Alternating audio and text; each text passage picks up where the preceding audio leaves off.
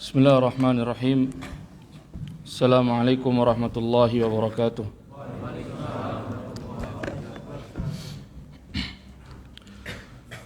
Innal hamdalillah nahmaduhu wa nasta'inuhu wa nastaghfiruh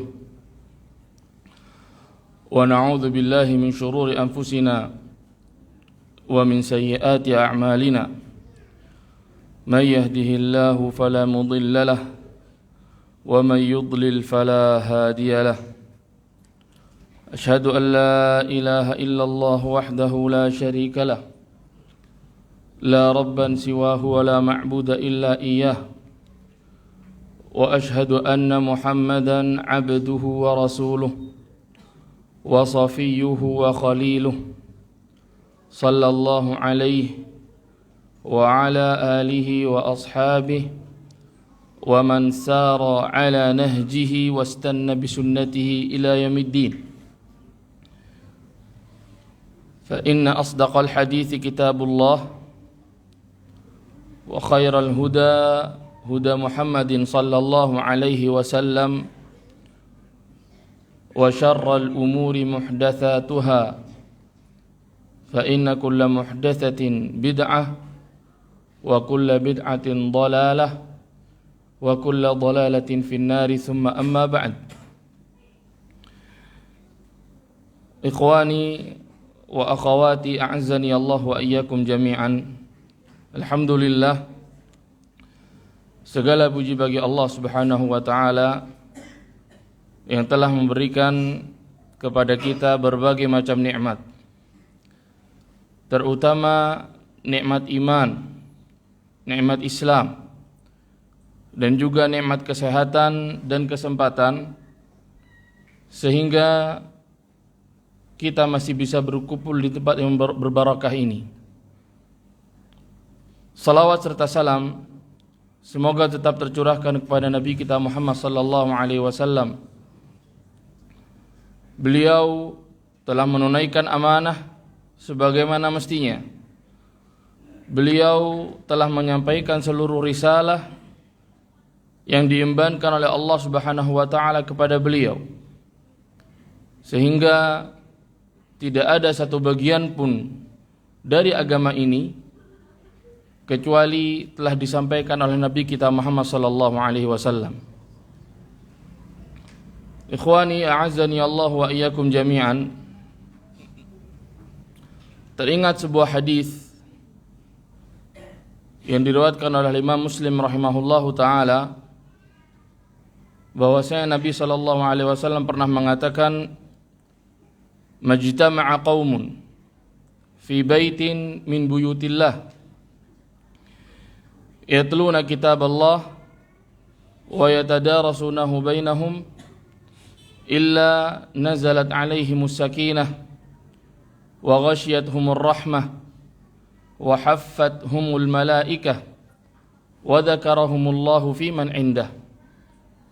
Kata Nabi SAW, tidaklah satu kaum berkumpul di salah satu rumah dari sekian banyak rumah-rumah Allah Subhanahu wa taala,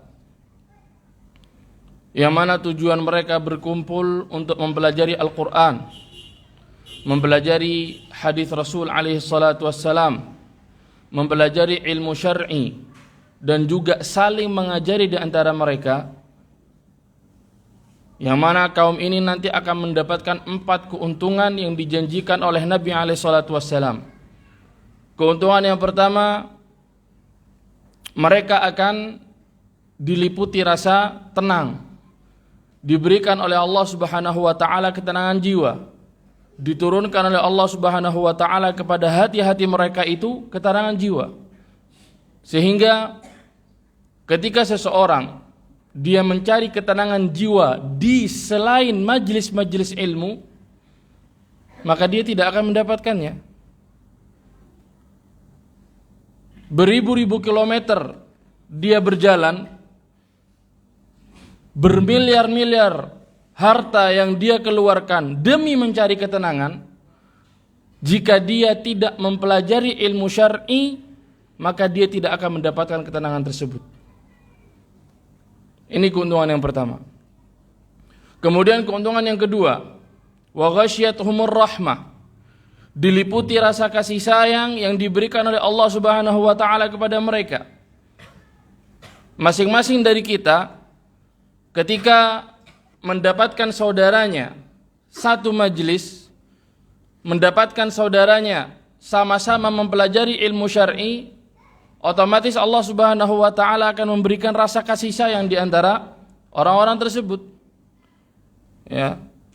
Ini janji dari Nabi SAW, dan Nabi SAW tidak mungkin akan berjanji kecuali itu atas dasar wahyu dari Allah Subhanahu wa taala. Allah mengatakan, wa ma yantiqu 'anil hawa in huwa illa wahyun yuha. Dan Nabi SAW sama sekali tidak akan berkata-kata di atas hawa nafsuna. Ya. In huwa illa wahyu yuha. Adapun atau yang dikatakan oleh Nabi SAW itu merupakan wahyu yang diberikan oleh Allah Subhanahu wa taala. Dan ini janji dari Nabi SAW kepada orang-orang yang menuntut ilmu. Kemudian yang ketiga, wa haffathumul malaikah. Keuntungan yang ketiga bagi para penuntut ilmu adalah dia diliputi oleh para malaikat-malaikatnya Allah Subhanahu wa taala. Yang mana malaikat ini merupakan hamba Allah Azza wa Jalla yang mereka sama sekali tidak pernah bermaksiat kepada Allah Subhanahu wa taala. Mereka selalu senantiasa beribadah kepada Allah, mentaati perintah-perintah Allah Subhanahu wa taala. Ya. Bahkan dalam hadis yang lainnya Rasulullah SAW mengatakan, innal malaikata la tad'u ajnihataha li talibil ilmi ridan bima yasna'. Kata Nabi SAW, sesungguhnya para malaikat ini diperintahkan oleh Allah Subhanahu wa taala untuk merundukkan sayap-sayapnya kepada para penuntut ilmu karena mereka ridho terhadap apa yang diperbuat oleh para penuntut ilmu. Mereka ini, para malaikat ini ridho kepada orang-orang yang belajar ilmu syar'i. Para malaikat ini ridho kepada orang-orang yang dia mempelajari Al-Quran, mempelajari hadis-hadis Nabi alaihi salatu wassalam. Sehingga diperintahkan oleh Allah Subhanahu wa taala para malaikat ini untuk merundukkan sayapnya di depan para penuntut ilmu. Kemudian keuntungan yang keempat yang dijanjikan oleh Nabi kita alaihi salatu wassalam adalah wa dzakarahumullahu fi man indah. Orang-orang yang menuntut ilmu syar'i ini akan disebut-sebut namanya oleh Allah Subhanahu wa taala ya di hadapan makhluk-makhluk yang tinggal di langit sana. Bahkan malaikat Jibril alaihi salatu wassalam diperintahkan oleh Nabi oleh Allah Subhanahu wa taala ya untuk menulis, menyebutkan siapa saja orang-orang yang duduk di majelis ilmu tersebut. Ketika nanti sudah dilaporkan kepada Allah Subhanahu wa taala, ya Allah ini ada fulan, ya Allah ini ada fulan dan ada fulan. Kemudian Jibril menyebutkan bahwasanya ada beberapa orang di situ yang duduk di majelis tersebut tujuan awalnya bukan untuk menuntut ilmu. Mungkin dia sholat di masjid, kemudian kok tiba-tiba ada majelis ilmu, akhirnya dia ikut. Mungkin dia duduk di majelis tersebut karena menunggu temannya, dan seterusnya. Kemudian kata Allah Subhanahu wa taala, Allah mengatakan ulaika qaumun la yashqa bihim jalisuhum. Mereka-mereka ini, para penuntut ilmu ini adalah sebuah kaum yang mana teman duduknya saja tidak akan sengsara di dunia maupun di akhirat. Bayangkan, ini merupakan janji yang diberikan oleh Nabi SAW. Janji yang dijanjikan oleh seorang Rasul, utusan Allah Subhanahu wa ta'ala, yang mana janji Nabi SAW itu tidak akan pernah meleset dari janjinya. Ikhwani a'azzani Allah wa iyyakum jami'an. Materi kita yang tertulis adalah pembahasan tauhid. Sebenarnya pembahasan ini adalah pembahasannya Ustadz Umar sebenarnya. Cuma saya di sini disuruh untuk memberikan muqaddimah. Ya. Jadi pada kesempatan kali ini kita akan membahas sebuah pembahasan yang sangat urgen, yang sangat penting, ya, jika kita ingin melakukan sesuatu. Ya. Ketika masing-masing dari kita ingin berbuat, ingin berkata-kata dan seterusnya, tentu di situ ada alasan tertentu. Kenapa saya berbuat demikian? Kenapa saya melakukan ketaatan-ketaatan ini? Kenapa saya salat? Kenapa saya zakat? Ya, kenapa saya haji dan umrah? Kenapa saya harus bersedekah, berinfak dan yang lainnya? Ketika seseorang ingin menuntut ilmu juga, dia harus bertanya kepada dirinya, kenapa saya menuntut ilmu? Kenapa saya mempelajari ilmu tauhid? Kenapa saya datang ke Masjid Al-Hikmah ini untuk mengikuti kajian ilmu tauhid? Apa tujuannya? Masing-masing dari kita harus tahu apa tujuan kita mempelajari ilmu tauhid. Ya, Syekh Shalih Al-Fauzan, ya, hafizahullah taala, beliau punya kitab yang judulnya Al-Irsyad ila Sahihi Al-I'tiqad.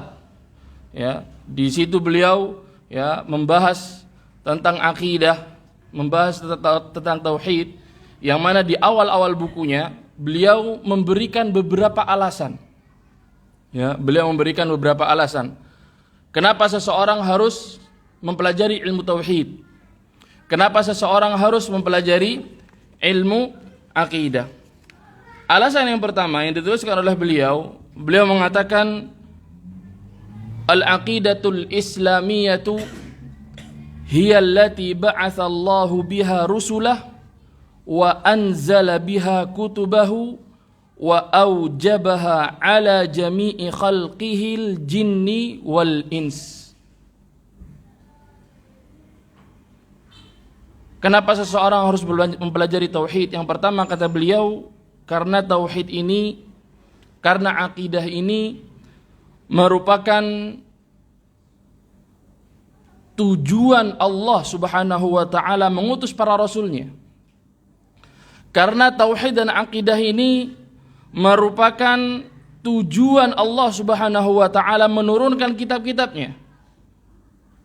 Karena tauhid ini merupakan tujuan Allah Subhanahu wa taala dalam menciptakan hamba-hambanya dari kalangan jin dan manusia. Makanya Allah Subhanahu wa taala berfirman, "Wa ma khalaqtul jinna wal insa illa liya'budun." Dan tidaklah aku menciptakan jin dan manusia, kata Allah Subhanahu wa taala, kecuali hanya untuk beribadah kepadaku. Dan ketika seseorang beribadah kepada Allah Subhanahu wa taala, apapun itu bentuknya, ya, ibadah ini bukan hanya salat, ibadah ini bukan hanya zakat, ibadah ini bukan hanya, ya, haji dan umrah. Ibadah ini bukan hanya kita berinfak mengeluarkan harta kita, tidak. Akan tetapi makna ibadah lebih luas daripada itu. Makanya Syekhul Islam Ibnu Taimiyah rahimahullahu taala, ya, beliau menjelaskan makna ibadah. Beliau mengatakan al-ibadatu ismun jami'un likulli ma yuhibbuhu Allahu wa yardah minal aqwali wal af'ali adh-dhahirati wal batinah. Ibadah itu adalah sebuah nama besar, sebuah diksi yang kompleks, yang mana di situ mengumpulkan segala hal yang dicintai dan diridhai oleh Allah Subhanahu wa taala, entah itu berupa perbuatan ataupun perkataan yang zahir ataupun yang batin. Segala perbuatan, seluruh perkataan yang diridhai oleh Allah Subhanahu wa taala, maka itu termasuk dalam kategori ibadah. Makanya di antara ibadah itu kita senyum kepada saudara-saudara kita. Ibadah, di antara ibadah adalah kita berbuat baik kepada saudara-saudara kita. Di antara bentuk ibadah kita mengucapkan salam. Di antara bentuk ibadah kita menjawab, ya, orang-orang yang ketika dia bersin mengucapkan alhamdulillah, kita katakan yarhamukallah. Ini bentuk ibadah. Ya, dan perbuatan-perbuatan yang lainnya, yang mana itu merupakan perbuatan yang diridhoi oleh Allah Subhanahu wa taala. Ya. Ibadah itu bukan hanya sholat. Ya, sebagian kita menganggap bahwasanya ibadah itu harus di masjid. Sebagian orang menganggap ibadah itu harus ngaji. Ya. Tidak. Ibadah ini sebuah kalimat yang besar yang mencakup seluruh aspek kehidupan. Dan kita diperintahkan oleh Allah Subhanahu wa taala untuk beribadah kepada Allah. Yang mana ini merupakan tujuan inti penciptaan manusia. Al-Imam Al-Mujahid rahimahullahu taala di dalam tafsir Ibnu Katsir, ya, dinukilkan oleh Ibnu Katsir rahimahullahu taala dalam tafsirnya, makna kalimat liya'budun, ya, wa ma khalaqtul jinna wal insa illa liya'budun, kalimat ini maknanya adalah li'amurahum wa anhahum. Tidaklah manusia dan jin ini diciptakan oleh Allah Subhanahu wa taala kecuali tujuannya untuk diperintah dan dilarang oleh Allah Subhanahu wa taala. Setiap kita ketika melakukan perintah-perintah Allah Subhanahu wa taala, melakukan ketaatan-ketaatan kepada Allah Subhanahu wa taala, maka kita sedang beribadah. Jika kita menjauhi larangan-larangan Allah, menjauhi hal-hal yang sifatnya syubhat, dengan tujuan mengharapkan pahala dari Allah Subhanahu wa taala, maka kita sedang ibadah. Ya. Makanya makna ibadah ini adalah makna yang sangat luas. Kalimat besar, ya, yang mencakup seluruh aspek kehidupan. Begitu juga Allah Subhanahu wa taala berfirman dalam ayat yang lainnya dalam surat An-Nahl ayat 36. Allah berfirman, "Wa qada rabbuka alla ta'budu illa iyyah." Dan Allah Subhanahu wa taala telah mewajibkan kepada kalian agar kalian hanya beribadah kepada Allah Subhanahu wa taala saja. Makanya di antara sebuah kalimat yang kita lafalkan minimal 17 kali dalam sehari, kita ucapkan apa? Iyyaka na'budu wa iyyaka nasta'in. Hanya kepada Engkau ya Allah kami beribadah, dan hanya kepada Engkau kami meminta pertolongan. Ya. Allah Subhanahu wa taala yang telah mewajibkan kepada kita agar kita hanya beribadah kepada Allah Subhanahu wa taala saja. Makanya makna dari kalimat la ilaha illallah, makna yang benar adalah la ma'buda bihaqqin illallah. Tidak ada zat yang pantas untuk disembah dengan benar kecuali Allah Subhanahu wa taala, ya. Bukan tidak ada Tuhan selain Allah. Ini makna atau terjemah yang salah, dan ini menyebar di tengah-tengah masyarakat, ya. Makna dari la ilaha illallah itu bukan tidak ada Tuhan selain Allah. Makna la ilaha illallah yang benar adalah tidak ada zat yang pantas untuk disembah dengan benar kecuali Allah Subhanahu wa taala. Kemudian dalil yang lainnya, Allah Subhanahu wa taala berfirman, tadi di surat Al-Isra ayat 23, ya, ini di surat An-Nahl ayat 36. Allah Subhanahu wa taala berfirman, "Wa laqad ba'atsna fi kulli ummatin rasulan an i'budullaha wajtanibut taghut." Kata Allah Subhanahu wa taala, dan telah kami utus utusan pada setiap umat. Ya, jadi setiap umat itu diberikan rasul, diberikan nabi oleh Allah Subhanahu wa taala. Dan mereka seluruh rasul, seluruh nabi yang diutus oleh Allah Subhanahu wa taala, perintah Allah Subhanahu wa taala kepada mereka hanya satu, agar mereka menyeru ani'budullaha wajtanibut taghut, agar kalian beribadah kepada Allah Subhanahu wa taala dan tinggalkan taghut.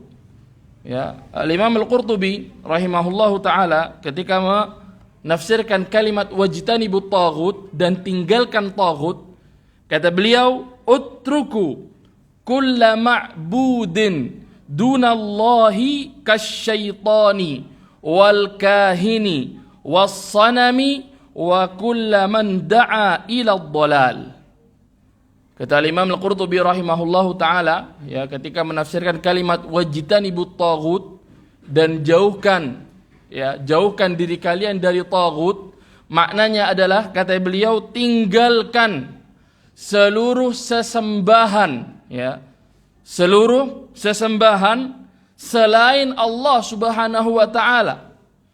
Kemudian beliau memberikan contoh kasyaitani, seperti menyembah kepada syaitan, wal kahini, dan juga meminta pertolongan kepada para dukun, dan juga wassanami, beribadah kepada berhala-berhala, wa kullaman da'a ila dhalal, dan mematuhi segala seruan-seruan yang menuju kepada kesesatan. Ini makna wajtanibu at-taghut. Kita diperintahkan oleh Allah Subhanahu wa taala untuk meninggalkan itu semua. Kita diperintahkan oleh Allah Subhanahu wa taala untuk menjauhi syaitan, menjauhi para dukun, menjauhi berhala-berhala, apapun itu bentuknya, ya. Agar kita bisa benar-benar merealisasikan tujuan penciptaan kita, yang itu menjadi tujuan inti Allah Subhanahu wa taala. Kemudian ya Syekh Shalih Fauzan beliau mengatakan fakullur rusuli ja'u bid-da'wati ila hadhil aqidah. Maka setiap rasul, setiap utusan, setiap nabi, mereka itu datang dengan membawa tujuan yang satu, yaitu berdakwah, mengajak manusia ya untuk benar-benar beribadah kepada Allah Subhanahu wa taala. Untuk benar-benar bertauhid kepada Allah Subhanahu wa ta'ala. Wa kullul kutubil ilahiyati nazalat li bayaniha wa bayani ma yubtiluha wa yunaqiduha au yunqisuha. Dan seluruh kitab ya yang diturunkan oleh Allah Subhanahu wa ta'ala itu semua datang untuk menjelaskan ya, menjelaskan benarnya akidah yang dibawa oleh para nabi dan rasul, untuk menjelaskan apa-apa yang bisa membatalkan akidah-akidah yang benar, untuk menjelaskan apa-apa yang bisa ya menjadikan seseorang tergelincir dari akidah yang benar tersebut. Atau ya Al-Qur'an atau ayat-ayat Allah Subhanahu wa taala yang diturunkan oleh Allah, salah satu tujuannya adalah juga untuk menjelaskan apa-apa yang bisa mengurangi kadar kemurnian akidah seseorang. Kemudian kata beliau, wa kullul mukallafina minal khalqi umiru biha. Dan setiap orang mukallaf yang diberikan perintah dan larangan oleh Allah Subhanahu wa taala ya, dari kalangan makhluk-makhluk Allah Subhanahu wa taala, itu semua diperintahkan untuk memurnikan akidah. Makanya Allah Subhanahu wa taala berfirman dalam surat Al-Bayyinah, Allah mengatakan wa ma umiru illa liya'budullaha mukhlishina lahuddin. Dan tidaklah mereka-mereka ini, para manusia, makhluk-makhluk Allah Subhanahu wa taala dari kalangan manusia dan jin, tidaklah mereka diperintahkan oleh Allah Subhanahu wa taala kecuali hanya untuk beribadah kepada Allah Subhanahu wa taala mukhlis, dengan ikhlas. Ya. Ini perintah inti ya dari penciptaan manusia. Wa inna ma kana hadza sya'nuhu wa ahammiyatuhu lajadirun bil inayati wal bahthi wat ta'arrufi alaihi qabla kulli syai'. Makanya ketika kita tahu bahwasanya akidah, pelajaran tauhid merupakan pelajaran yang sangat penting, maka pantas bagi kita untuk benar-benar ya membahas materi akidah ini agar kita tahu ya, agar kita tahu tujuan penciptaan Allah Subhanahu wa taala kepada diri kita, agar kita tahu atau agar kita tidak salah jalan ya dalam memilih ya berbagai macam ibadah yang ada di dunia ini. Kemudian beliau mengatakan khususan wa anna hadhihi al-aqidata tatawaqqafu ala sa'adatil bashariyati fid dunya wal akhirah. Ya, dikarenakan juga karena kata beliau akidah yang sahihah ya, pelajaran akidah ini merupakan poros bagi seseorang yang mengharapkan ya, kebahagiaan di dunia maupun di akhirat. Allah Subhanahu wa taala mengatakan faman yakfur bit-taghut wa yu'min billah faqad istamsaka bil urwatil wuthqa lam fisama laha. Kata Allah Subhanahu wa taala faman yakfur bit-taghut, barang siapa yang kufur terhadap taghut, ya, wa yu'min billah, dan dia beriman kepada Allah Subhanahu wa taala, faqad istamsaka bil urwatil wuthqa lam fisama laha. Ya, dia benar-benar meninggalkan syaitan, ya, meninggalkan peribadatan kepada selain Allah Subhanahu wa taala apapun bentuknya. Kemudian dia memurnikan keimanan dia kepada Allah Subhanahu wa taala saja. Kata Allah Subhanahu wa taala faqad istamsaka bil urwatil wuthqa lam fisama laha. Maka dia telah berpegang teguh kepada tali yang sangat kuat yang tidak akan putus. Ya, ini janji dari Allah Subhanahu wa taala bagi orang-orang yang benar-benar memurnikan akidah. Ini alasan yang pertama. Kemudian alasan yang kedua, kenapa kita harus belajar akidah? Alasan yang kedua adalah ta'simud dama wal mala fid dunya wa tuharrimul i'tida'a 'alaihima wa intihakihima bighairi haqq. Mempelajari akidah yang benar, ya, kita berakidah dengan akidah yang salimah, bertauhid dengan tauhid yang sesungguhnya sesuai dengan kitab Al-Quran, sesuai dengan sunnah Nabi SAW, itu bisa menjadikan kita atau bisa menjadikan harta dan darah kita tidak gampang untuk ditumpahkan. Darah kita tidak gampang untuk ditumpahkan, ya. Harta kita tidak gampang untuk diambil, ya. Kehormatan kita tidak gampang untuk dinodai. Ini janji Allah Subhanahu wa taala. Makanya Nabi SAW, ya, beliau mengatakan umirtu an uqatilan nasa hatta yaqulu la ilaha illallah. Aku diperintahkan oleh Allah Subhanahu wa taala untuk memerangi manusia. Ya. Ada batasnya. Tidak terus-terusan diperintahkan untuk berperang sama Allah Subhanahu wa taala. Tapi itu ada batasnya. Kapan? Hatta yaqulu la ilaha illallah. Sampai mereka ini mengucapkan la ilaha illallah. Kemudian kata beliau, faman qalaha, maka barang siapa yang mengucapkan kalimat la ilaha illallah, faqad asama minni ma lahu wa nafsahu illa bihaqqihi wa hisabuhu 'ala Allah. Maka barang siapa yang mengucapkan kalimat la ilaha illallah mu'taqidan ma'naha, dan dia juga meyakini makna dari kalimat la ilaha illallah, maka kata Nabi SAW, asama minni malahu, maka hartanya tidak pantas untuk diambil, ya. Wa nafsahu, begitu juga jiwanya, darahnya tidak bisa ditumpahkan illa bihaqqihi, kecuali dengan alasan yang benar.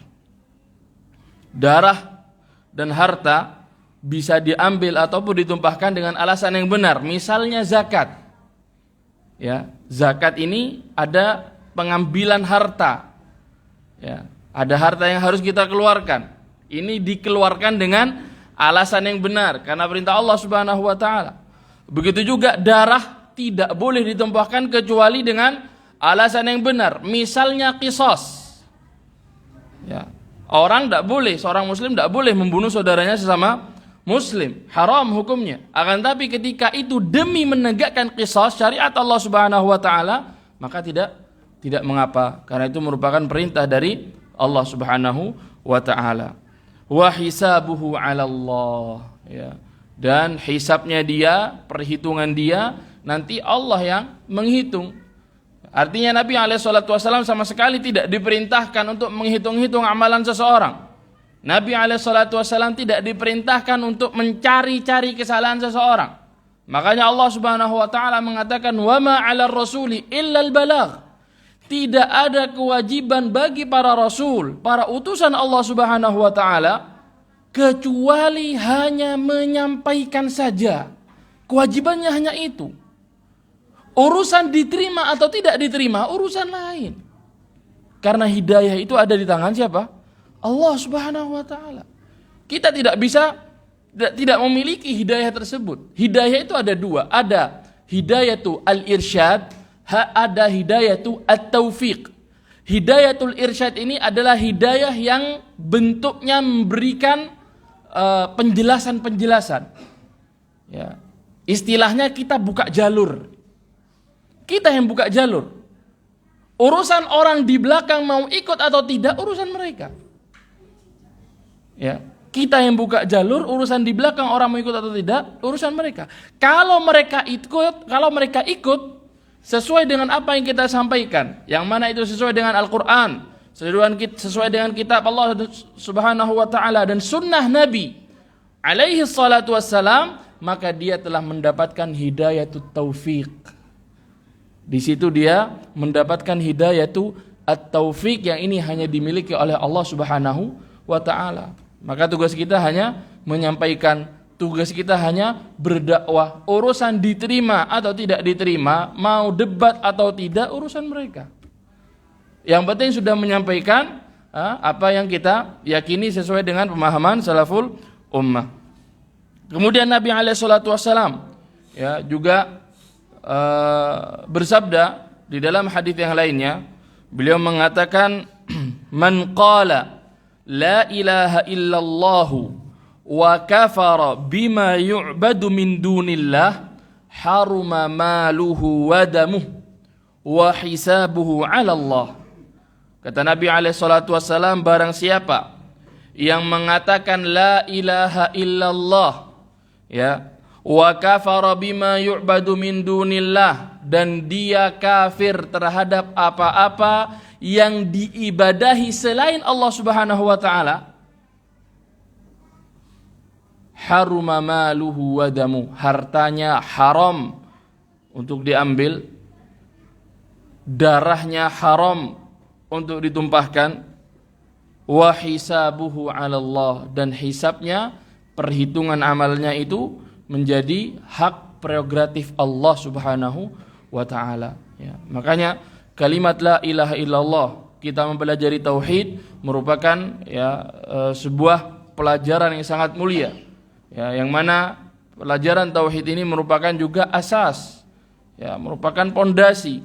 Kalau pondasi seseorang itu tidak kuat ya, maka bangunan yang akan dibangun di atasnya pun tidak akan kuat, akan lemah ya, kena angin sedikit hancur ya. Kalau bangun sebuah bangunan terus pondasinya tidak kuat, ada angin sedikit agak keras, hancur ya, bangunannya gampang retak. Karena apa? Karena pondasinya tidak kuat. Begitu juga keimanan. Ketika keimanan seseorang itu, pondasi keimanannya tidak kuat di dalam hati, maka dia akan gampang dimasuki syubhat-syubhat ya, maka dia akan mudah mengikuti jalannya orang-orang kafir, maka dia akan mudah mengikuti jalannya orang-orang fasik dengan alasan ini baik ya. Ini yang sering terjadi di tengah kaum muslimin, karena mereka apa? Tidak benar-benar menguatkan pondasi akidah mereka. Akan tetapi ketika seseorang benar-benar menguatkan pondasi akidahnya, maka dia tidak akan mudah untuk dikibulin. Dia tidak akan mudah untuk terkena syubhat-syubhat yang disebarkan oleh orang-orang kafir. Kemudian di antara kemuliaan atau alasan kita mempelajari akidah, mempelajari tauhid adalah kata Syekh Shalih Fauzan hafizahullahu taala, beliau mengatakan yukaffirullahu bihal khataya. Allah Subhanahu wa taala akan menghapus seluruh dosa kita ketika akidah kita, ketika tauhid kita itu benar-benar murni, tidak tercampur dengan kesyirikan apapun itu bentuknya. Maka dosa-dosa kita akan diampuni oleh Allah Subhanahu wa taala ya. Kata beliau, faqad rawat Tirmidzi wa hasanahu an Anas radhiyallahu anhu, sami'tu Rasulullah sallallahu alaihi wasallam yaqul qala Allah tabaraka wa taala. Kata Syekh Shalih Fauzan telah meriwayatkan oleh Imam Tirmidzi rahimahullahu taala dan dihasankan oleh beliau ya, beliau meriwayatkan hadis dari jalannya Anas bin Malik radhiyallahu anhu bahwasanya Nabi sallallahu alaihi wasallam bersabda, Nabi mengatakan Allah Subhanahu wa taala berfirman, ya ini adalah hadis terkenal dengan hadis qudsi. Ya, ini terkenal dengan hadis qudsi. Qala Allah tabaraka wa taala, Allah Subhanahu wa taala mengatakan, ya ibna Adam, innaka law ataitani biqurabil ardi khataya thumma laqitani la tusyriku bi syai'an la ataituka biqurabiha maghfirah. Kata Allah Subhanahu wa taala, wahai anak Adam, wahai seluruh manusia, innaka law ataitani biqurabil ardi khataya, jika seandainya engkau bertemu denganku dengan keadaan atau dalam keadaan engkau membawa dosa sepenuh bumi, ya, bayangkan kita memiliki dosa sepenuh dunia ini, ya, tidak usah sepenuh dunia, seluas Masjid Al-Hikmah, ya, dosa kita full dari depan sampai belakang, dari bawah sampai atas. Ini dosa kita. Akan tapi Allah Subhanahu wa taala kalaupun mengatakan, kalaupun seandainya seseorang bertemu dengan Allah dalam keadaan dia membawa bumi yang itu berisi dosa-dosanya dia saja, la thumma laqitani la tusyriku bi syai'an, engkau melakukan dosa-dosa, melakukan maksiat-maksiat, akan tetapi engkau tidak melakukan kesyirikan kepadaku. Nah, ini syaratnya. Dia tidak melakukan syirik. Bagaimana seseorang agar dia tidak melakukan syirik? Dia mempelajari akidah yang benar, ya, agar dia terjauh dari kesyirikan. La tusyriku bi syai'an, engkau tidak pernah melakukan syirik sedikit pun. La ataituka biqurabiha maghfirah, maka aku akan datangkan maghfirah, ampunan yang luasnya juga sama dengan dosa-dosamu. Ini janji dari Allah Subhanahu wa taala. Ya. Ini janji dari Allah Subhanahu wa taala. Wallahu la yukhliful mi'ad. Dan Allah Subhanahu wa taala sama sekali tidak akan, ya, melanggar janjinya. Kemudian orang-orang yang demikian, orang-orang yang dia melakukan dosa akan tapi tidak melakukan kesyirikan, di sini disebutkan kata beliau, fasyartu husuli hadhil maghfirah, maka syarat seseorang mendapatkan ampunan yang demikian besarnya adalah salamatul aqidati minasyirki, ketika akidah seseorang itu tidak dimasuki dengan berbagai macam kesyirikan maupun meskipun itu sedikit, katsiratan aw wa qalilah, banyak atau sedikit, saghiratan wa kabirah, kecil atau besar. Wa man kana kadzalika, barang siapa yang demikian keadaannya, fahuwa sahibul qalbis salim, maka dia adalah seseorang yang mendatangi Allah Subhanahu wa taala dengan hati yang bersih. Allah Subhanahu wa taala berfirman, yauma la yanfa'u malun wala banun illa man atallaha biqalbin salim. Pada hari itu, hari di mana tidak akan bermanfaat bagi dia malun, hartanya, sebanyak apapun harta dia, tidak akan bermanfaat di sisi Allah Subhanahu wa taala pada hari kiamat kalau tidak, ya, digunakan dalam rangka untuk ketaatan kepada Allah Subhanahu wa taala, ya, itu tidak akan bermanfaat. Pada hari yang mana harta dan anak-anak tidak bermanfaat, illa man atallaha biqalbin salim, kecuali orang-orang yang datang kepada Allah Subhanahu wa taala dengan hati yang bersih. Siapa orang-orang yang datang kepada Allah dengan hati yang bersih? Yaitu orang-orang yang datang kepada Allah Subhanahu wa taala dengan tidak melakukan kesyirikan sedikit pun. Ya. Ini janji dari Allah Subhanahu wa taala, ya, agar dosa-dosa kita diampuni oleh Allah Subhanahu wa taala. Kemudian di antara alasan kita mempelajari akidah, adalah annal imana, ya ini disebutkan oleh Syekh Zayyad ya hafizahullah taala ya dalam kitabnya yang berjudul Al-Madkhal ila Ilmi Al-Aqidah. Ya. Ini buku yang menjelaskan tentang bagaimana kita mempelajari ya metode kita mempelajari kitab-kitab akidah. Kata beliau, di antara alasan kita mempelajari tauhid ya, annal imana syartun li sihhatil a'mali wa qabuliha. Kenapa kita mempelajari tauhid? Karena tauhid ini, karena akidah ini merupakan syarat amalan kita diterima oleh Allah Subhanahu wa taala. Kalau seseorang beramal sebanyak apapun amalan dia, bangun masjid sebanyak apapun, ya, berinfak sebanyak apapun, bermiliar-miliar dia mengeluarkan hartanya, akan tetapi tidak didasari dengan keimanan yang hakiki kepada Allah Subhanahu wa taala, maka amalannya itu tidak akan diterima oleh Allah Subhanahu wa taala.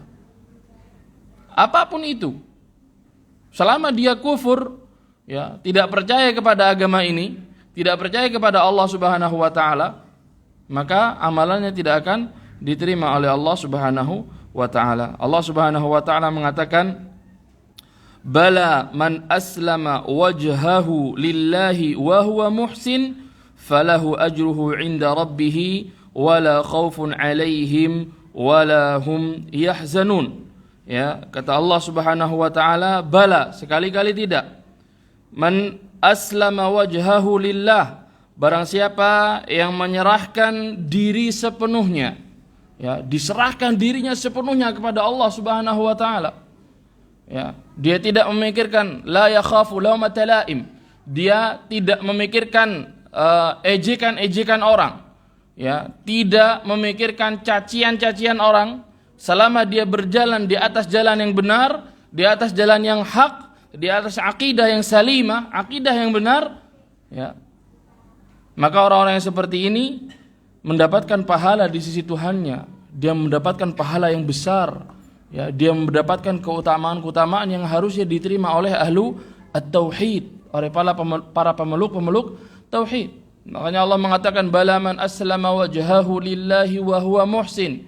Kata Allah Subhanahu wa taala, barang siapa yang menyerahkan diri sepenuhnya kepada Allah Subhanahu wa taala dan dia berbuat baik, falahu ajruhu 'inda rabbih, dia mendapatkan pahala di sisi Allah Subhanahu wa taala dan tidak ada rasa takut pada mereka dan mereka juga tidak akan bersedih hati.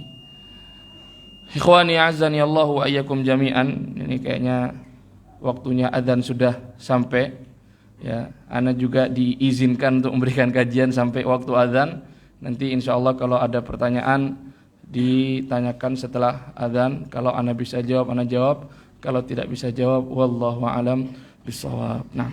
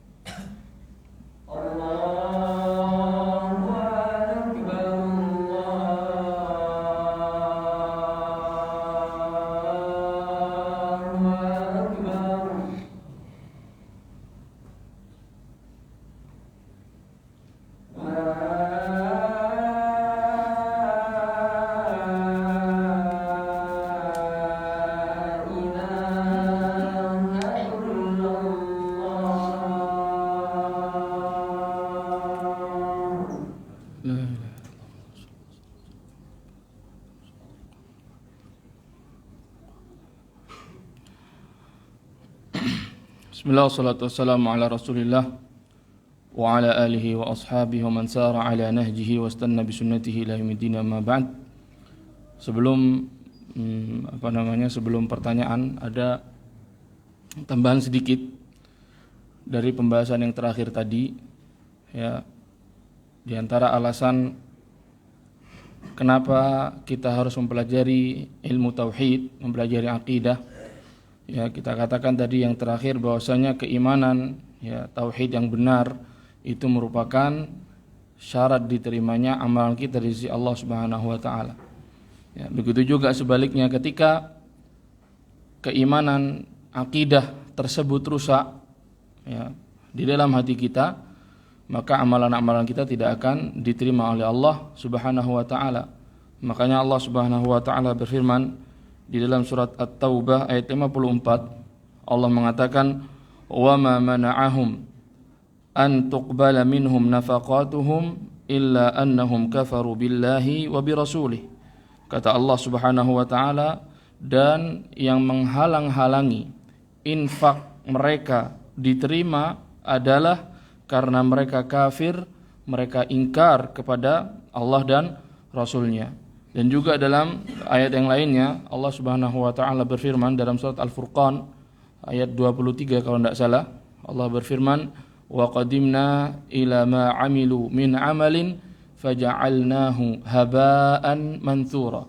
Dan akan kami tampakkan, kata Allah Subhanahu wa taala, seluruh amalan yang mereka amalkan selama di dunia, apapun itu amalannya, apapun itu ketaatannya, ketika itu tidak didasari dengan tauhid yang benar, tidak didasari dengan akidah yang salimah, tidak didasari dengan keimanan yang sesuai dengan Al-Quran dan Sunnah, maka Allah Subhanahu wa taala mengatakan faja'alnahu haba'an mansura.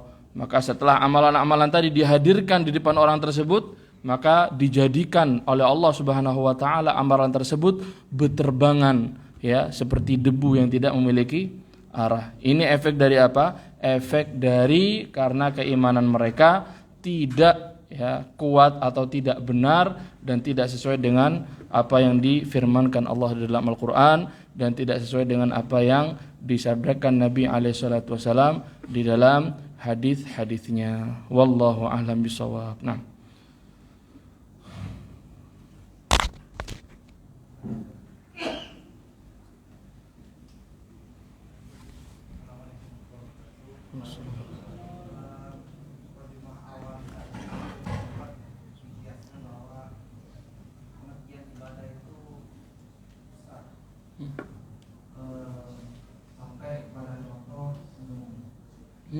Sampai pada contoh senyum pun ibadah.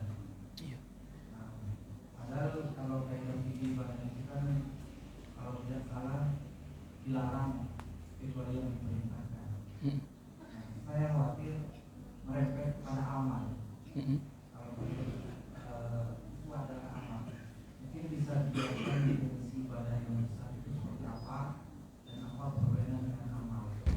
Karena kalau ada amal itu dalam Al-Quran juga amal soleh dan kebalikannya amal syaitan, amal syaitan, amal yang sia-sia. Dan Allah memberikan ganjaran pahala bagi orang-orang yang berbuat kebaikan dan memberikan ganjaran kita sebaliknya. Bismillah, wassalatu wassalamu ala rasulillah, amma ba'd. Tadi sudah Anda jelaskan perkataan Ibnu Taimiyah rahimahullahu ta'ala, ibadah itu adalah ismun jami'un likulli ma yuhibbuhullah wa yardah. Ibadah itu adalah sebuah diksi, sebuah kalimat yang besar, ya, terhadap seluruh hal yang diridhai oleh Allah Subhanahu wa taala. Entah itu perbuatan, entah itu perkataan yang zahir ataupun yang batin. Sekarang pertanyaannya, senyum apakah bukan termasuk yang diridhai oleh Allah Subhanahu wa taala? Nabi alaihi salatu wasallam mengatakan, tabassumuka fi wajhi akhika sadaqah. Senyummu di depan wajah saudaramu itu merupakan sedekah. Artinya ini merupakan yang diridhai oleh Allah Subhanahu wa taala. Ya. Makanya kaidah yang dijelaskan oleh Ibnu Taimiyah rahimahullahu taala itu merupakan kaidah yang sudah mencakup segala hal. Kalau itu diridhai oleh Allah Subhanahu wa taala, maka itu ibadah. ketika itu tidak diridhai oleh Allah Subhanahu wa taala, maka itu bukan ibadah. Wallahu a'lam bishawab. Nah.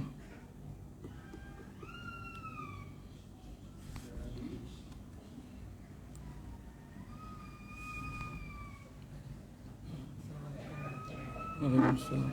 Di kampung saya itu tiap tahunnya biasanya ada acara petik laut. Acara petik laut. Syukuran kepada laut.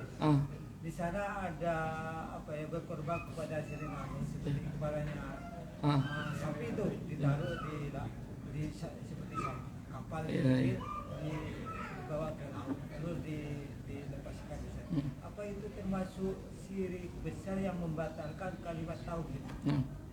Dan juga satunya yang menyumbang dia tidak mau tapi dia dipaksa untuk menyumbang, apa juga dia termasuk golongan yang kesyirikan?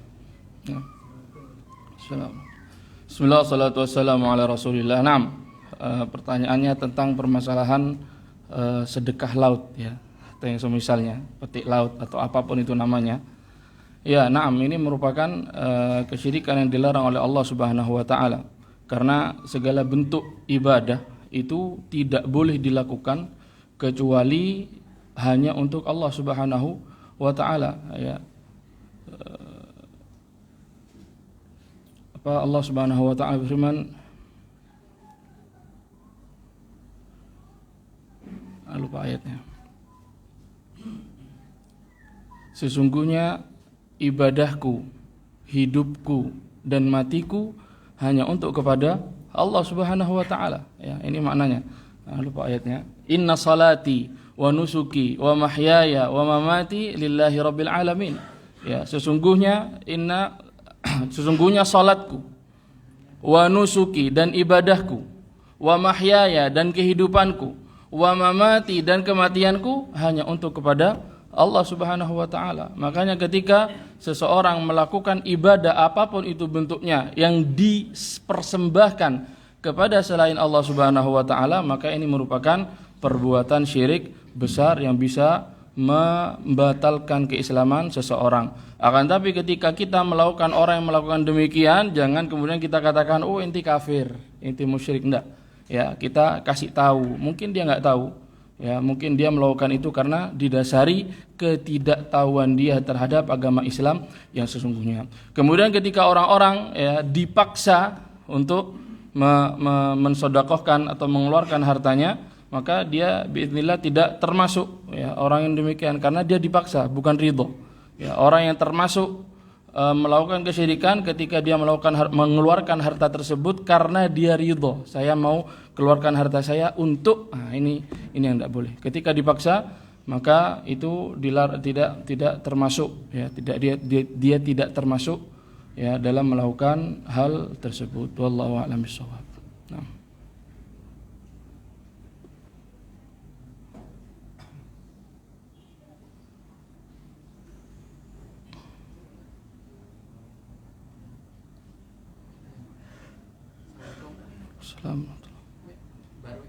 Baru mengenal agama, baru hijrah lah katakannya, yang supaya tidak kembali ke jahiliyah.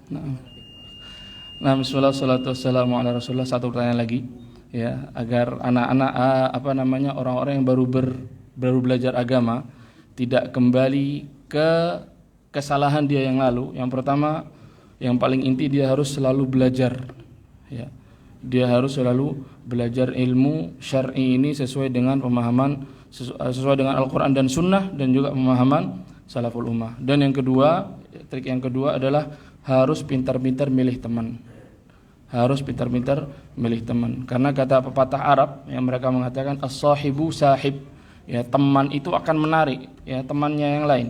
Ya, kalau teman itu jelek, maka dia akan menarik kepada kejelekan. Kalau teman itu baik, maka dia akan ya menarik kepada kebaikan. Begitu juga Nabi SAW mempermisalkan ya seseorang yang berteman dengan teman yang baik seperti dia bergaul dengan penjual minyak wangi.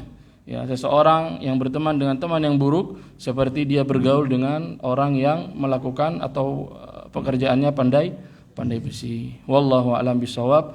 Mungkin ini yang bisa Anda sampaikan. Kurang lebihnya mohon maaf. Jika yang ana sampaikan benar, itu datangnya dari Allah Subhanahu wa taala. Jika ada salah-salah kata, tidaklah itu datang kecuali dari diri saya sendiri. Subhanakallahumma wa bihamdika asyhadu an la ilaha illa anta astaghfiruka wa atubu ilaik. Assalamualaikum warahmatullahi wabarakatuh.